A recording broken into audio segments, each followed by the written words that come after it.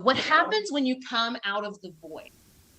By the way, there is not a specific amount of time that you're in the void.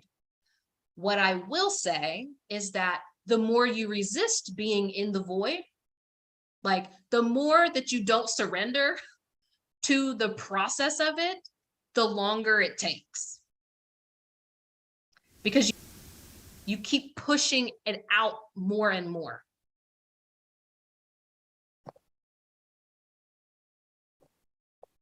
It can happen very quickly for you to move through the void. You have to understand that the void is not just about, I'm having this experience of reality and now I'm having this other experience of reality. That's not at all what it's about. It is a complete paradigm shift. It is a complete change in the way of you operating in the world. It's like installing a new operating system in your being. Where before you were thought driven, when everything was about, oh, I'm going to set this goal and then I'm going to make this plan and then I'm going to get to that place and I'm going to keep chasing everything externally. When you get out of the other side of the void, you become a person who is spirit led. You are a person who values alignment over everything.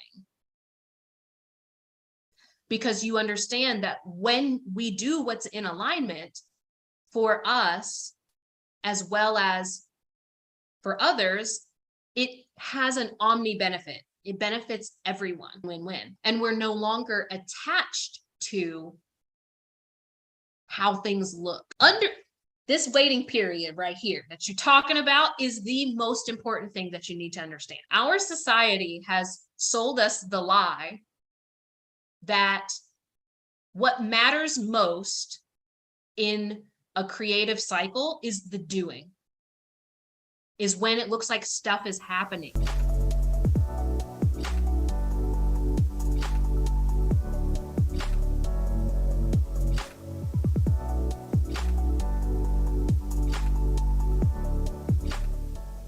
Woo, I finally had that $100,000 launch. Everything's amazing. That is the after effect, the byproduct, the afterglow of you surrendering and embracing what you're calling the waiting period.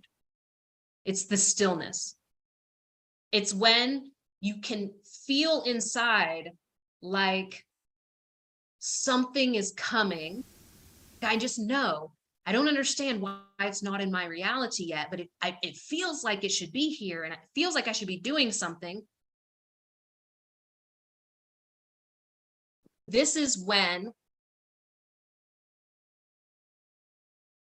the universe, God, source, ether is organizing reality.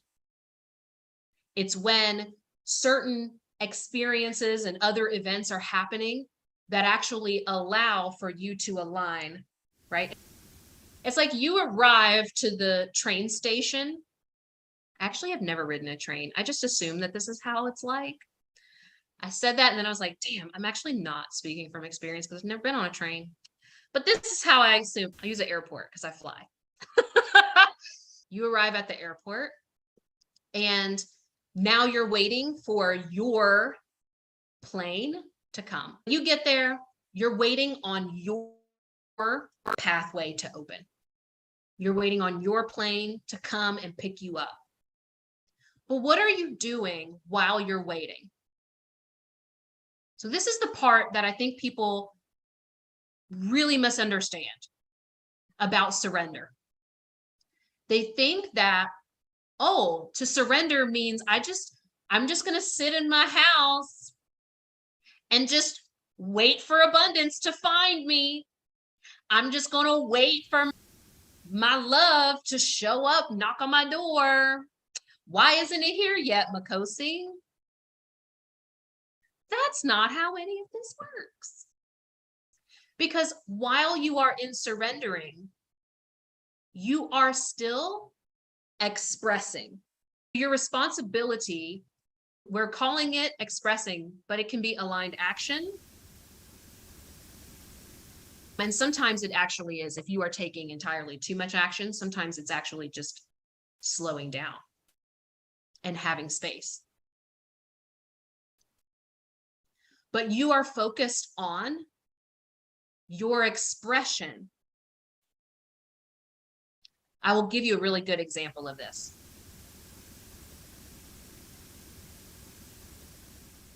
I've known for some time that I have a calling to speak because I'm a speaker. I've been a speaker since I was a kid, even though I'm not a professionally trained speaker. How do I know that I'm a speaker? Because when I speak, I lose track of time. It actually comes very easy after I get through the resistance of turning on the camera, because I have my own resistance that I'm always working through on different levels, different evolutions. I'm working through my own spiritual teacher one right now, because I'm like, can't I just teach business? And then I'm writing this book, and the book is a literal spiritual tome of knowledge, not a business book, even though I want it to be. That's not what's flowing through,